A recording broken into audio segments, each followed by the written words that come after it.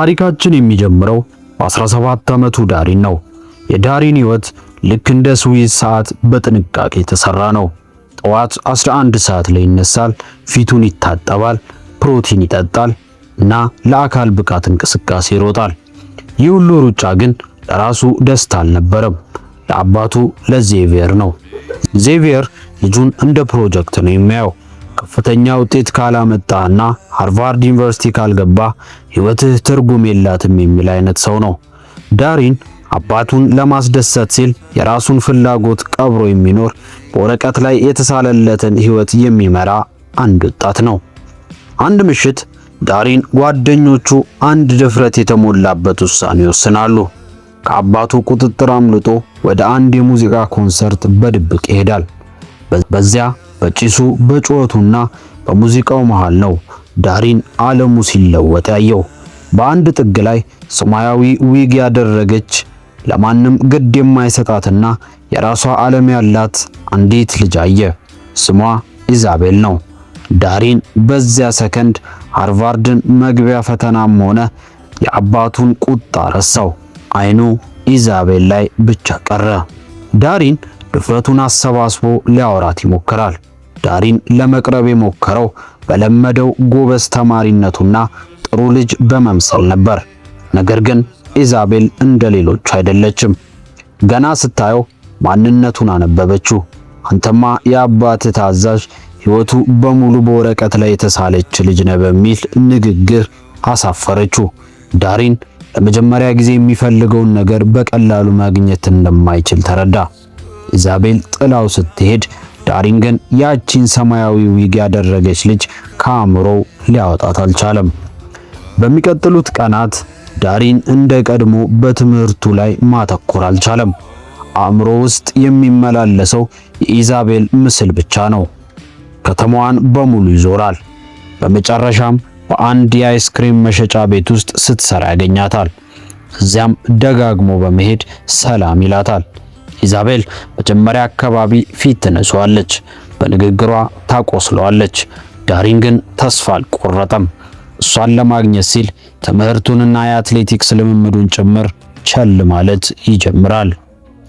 ኢዛቤል የዳሪንን እውነተኛ ፍላጎት ስታይ አንድ እድል ለመስጠት ትስማማለች። ነገር ግን አንድ ሕግ አወጣች።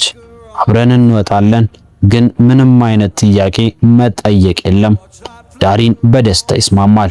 በዚያን ምሽት አብረው ሲዝናኑ ዳሪን ለመጀመሪያ ጊዜ ሕይወት ከእቅድ በላይ መሆኗን ይረዳል።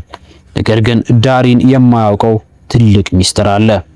ኢዛቤል ለምን ጥያቄ እንዳይጠይቃት እንደከለከለችው፣ ለምንስ ከሰዎች ጋር በጥልቅ እንደማትቀራረብ የሚገልጽ አስደንጋጭ እውነት።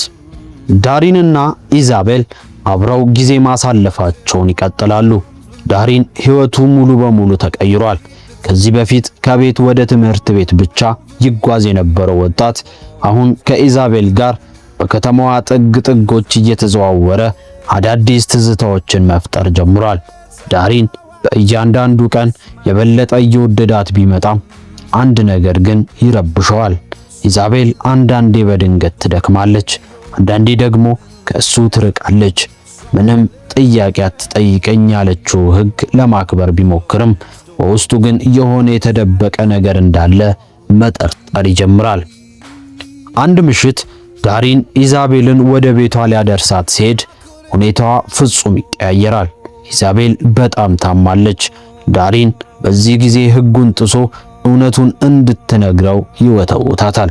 ኢዛቤል ከአሁን በኋላ መደበቅ እንደማትችል ትረዳለች። አይኖቿ በእንባ ተሞልተው ያንን ማንም ሊሰማው የማይፈልገውን እውነት ትነግረዋለች። ካንሰር አለብኝ፣ እናም የምኖርለት 1 ዓመት ብቻ ነው የቀረኝ ትለዋለች። ዳሪን ዓለሙ በላዩ ላይ የተደፋ መሰለው። ያ ሁሉ ተስፋ፣ ያ ሁሉ ፍቅር በአንድ ቅጽበት በሞት ጥላ ተሸፈነ። ኢዛቤል ዳሪን እንዲርቃት ትጠይቀዋለች። ጊዜህን በሽተኛ ሴት ላይ አታባክን፣ ወደ ሕይወትህ ተመለስ ትለዋለች። ዳሪን ግን የሚገርም ውሳኔ ይወስናል። ለቅሶውን አቁሞ ወደሷ ይመለከታል።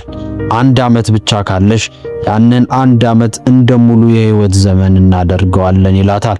ዳሪን የለመደውን የእቅድ ችሎታውን አሁን ለኢዛቤል ደስታ ሊጠቀምበት ይወስናል። በአንድ ዓመት ውስጥ የሰዎቹን ሙሉ ዕድሜ የሚሸፍኑ ትልልቅ ክስተቶችን ለመፈጸም ዘ ላይፍ ኢን ኤር ፕላን የተሰኘውን ዝርዝር እቅድ ያወጣል። ዳሪን ለኢዛቤል የሚሰጠው ትኩረት ከአባቱ ጋር ወደ ከፋ ግጭት ውስጥ ይከተዋል። ዜቪየር ልጁ ትምህርቱንና ለሃርቫርድ የሚያደርገውን ዝግጅት ችላ ማለቱ ያበሳጨዋል። የማትኖር ሴት ላይ ሕይወትህን አታጥፋ የሚል ጨካኝ ንግግር ይናገራል። ዳሪን ግን ለመጀመሪያ ጊዜ ለአባቱ በድፍረት መልስ ይሰጣል። እሷ 1 ዓመትም የሚቀራት እኔ ግን እስካሁን 1 ቀንም አልኖርኩም በማለት ይቃወመዋል። ዳሪን የራሱን ክፍል ትቶ ከኢዛቤል ጋር ለመሆን ይወጣል። ዳሪን እቅዱን ተግባራዊ ማድረግ ይጀምራል። የመጀመሪያው ግቡ ኢዛቤል ያጣችውን የልጅነት ደስታ እንዲሰማት ማድረግ ነው። አብረው ወደ መጫወቻ ቦታዎች ይሄዳሉ፣ አይስክሬም እየበሉ በጎዳናዎች ላይ ይሮጣሉ እና ምንም እንደማያሳስባቸው ሕፃናት ይጫወታሉ። ዳሪን በዚህ ጊዜ ውስጥ ኢዛቤልን ብቻ ሳይሆን ራሱንም እያገኘው ነው። ከዚህ በፊት ደንብና ስርዓት ብቻ በነበረው ሕይወት ውስጥ አሁን ሳቅ የሚባል ነገር ቦታ ማግኘት ጀመረ። ኢዛቤል ወደፊት ኮሌጅ የመግባት ወይም የመመረቅ እድል እንደሌላት ዳሪን ያውቃል። ስለዚህ አንድ ትልቅ ሰርፕራይዝ ያዘጋጃል። በጓደኞቻቸው ፊት የራሳቸውን የምረቃ ስነ ስርዓት ያካሂዳሉ። ዳሪን ለኢዛቤል ዲፕሎማ የሚመስል ወረቀት ይሰጣታል። እሷም የምረቃ ልብስ ለብሳ በደስታ ትፈነጥዛለች። ይህ ትዕይንት ታሪኩ ላይ በጣም ልብ የሚነካው ክፍል ነው።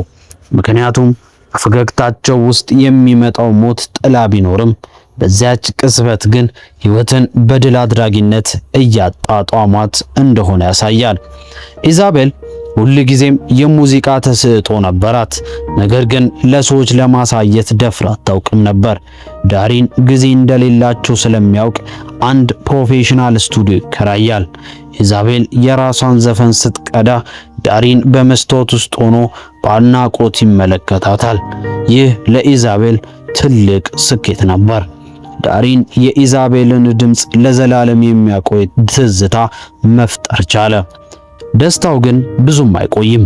በአንዱ የፍቅር ቀጠሯቸው ላይ ኢዛቤል በድንገት ትዝላለች። ፀጉሯ መርገፍ ይጀምራል።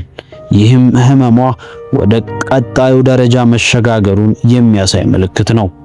ዳሪን በውስጡ ቢፈራም በኢዛቤል ፊት ግን ጠንካራ ለመሆን ይሞክራል። ሁሉም ነገር ደህና ይሆናል እያለ ያጽናናታል። ነገር ግን እውነታው ግን ጨካኝ ነው። ጊዜው እየረፈደ የ1 ዓመቱ እቅድ ደግሞ ወደ ፍጻሜው እየተቃረበ መሆኑን ሁለቱም መረዳት ይጀምራሉ። የኢዛቤል ጤንነት ከቀን ወደ ቀን እየተባባሰ ይመጣል። በኬሞቴራፒ ምክንያት ፀጉሯ በከፍተኛ ሁኔታ መርገፍ ይጀምራል። ይህ ለኢዛቤል ትልቅ የስነ ልቦና ስብራት ነበር፣ ምክንያቱም ውበቷንና ማንነቷን እያጣች እንደሆነ ይሰማታል። ዳሪን ግን እሷን ብቻዋን አይተዋትም። ኢዛቤል ከእናቷ ጋር ለረጅም ጊዜ ተጣልታ እንደነበር ዳሪን ይረዳል። እናቷ ልጇን በህመሟ ወቅት እንድትረዳትና በመካከላቸው የነበረው ቁስል እንዲድን ዳሪን ከፍተኛ ጥረት ያደርጋል። እናቷን ፈልጎ በማግኘት ወደ ሆስፒታል እንዲመጡ ያደርጋል። ኢዛቤል እናቷን ስታያት መጀመሪያ ብትቆጣም በመጨረሻ ግን እርስ በርስ ይቅርታ ተባብለው ይተቃቀፋሉ። ዳሪን ኢዛቤልን ብቻ ሳይሆን ቤተሰቧንም ጭምር ነው የፈወሰው። አሁን ኢዛቤል ሙሉ በሙሉ ወደ ሆስፒታል ገብታለች። መራመድም ሆነ በራሷ መንቀሳቀስ አቅቷታል።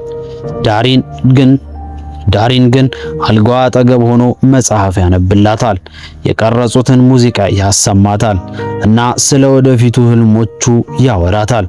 ዶክተሮቹና አባቱ ተስፋ የለም ቢሉ ዳሪን ግን ለእያንዳንዱ ሴኮንድ ትርጉም ለመስጠት ይታገላል። እዚህ ጋር የዳሪን የውስጥ ስቃይ መታየት ይጀምራል። እሷን ላለማጣት የሚታገለው ትግልና እውነታውን ለመቀበል የሚከብደው ስሜት በዝርዝር ይተረካል። ኢዛቤል ጊዜዋ እንደደረሰ ታውቃለች። ዳሪንን ጠርታ የልቧን ትነግረዋለች። አንተ ህይወቴን ቀይረኸዋል። የህይወት ዘመን ደስታን በ1 ዓመት ውስጥ እንድቀምስ አድርገኸኛል ትለዋለች።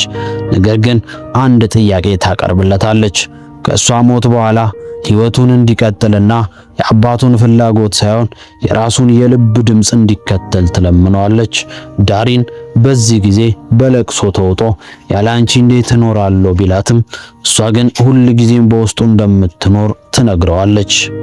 ኢዛቤል ከዚህ ዓለም በሞት ከተለየች በኋላ የዳሪን ዓለም ጭልምልም ይላል።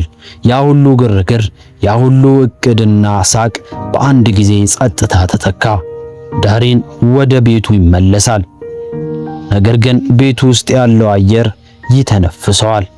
አባቱ ዜቪየር ልጁን ለማረጋጋትና ወደ ቀድሞ የስኬት መስመር ለመመለስ ይሞክራል። ዳሪን ግን ያ የድሮ ታዛዥ ልጅ አይደለም። በክፍሉ ውስጥ ተዘግቶ የኢዛቤልን ፎቶዎች እያየና ድምጿን እየሰማ ቀናትን ያሳልፋል። እዚህ ጋር ከምትወደው ሰው መለየት የሚፈጥረውን ጥልቅ ባዶነት በዝርዝር ይተርክልናል። ዜቪየር በመጨረሻ ልጁ በእነዚህ ወራት ውስጥ ያሳለፈው ነገር ከየትኛውም የሃርቫርድ ዲግሪ በላይ ትልቅ የህይወት ትምህርት እንደሆነ ይረዳል። አባቱ ዳሪን የራሱን መንገድ እንዲመርጥ ይፈቅድለታል። እሷን የሚያስታውሱ ደስ የሚሉ ትዝታዎችና በሙዚቃ ይሸኛታል። በለቅሶ መሃል ፈገግታ የሚታይበት ሕይወት በአጭር ቢቀጭም ትርጉም አለው የሚል መልእክት የሚተላለፍበት ትልቅ ትዕይንት ነው። ዳሪን ኢዛቤል ከመሞቷ በፊት የጻፈችለትን የመጨረሻ ደብዳቤ ያገኛል። በደብዳቤው ውስጥ ሕይወት የምትለካው በዓመታት ብዛት ሳይሆን በፈጠርናቸው አፍታዎች ነው የሚል መልእክት ትቶለታል። ዳሪን ይህን ደብዳቤ ሲያነብ እሷን በማጣቱ ማዘኑን አቁሞ እሷን በማግኘቱ ማመስገን ይጀምራል። ይህ ደብዳቤ ለዳሪን አዲስ ጉልበት ይሰጠዋል። የአባቱን ህልም ሃርቫርድን ትቶ የራሱን ፍላጎት ማለትም የሙዚቃና የኪነ ጥበብ ስራውን ለመቀጠል ወደ ኒውዮርክ ለመጓዝ ይወስናል።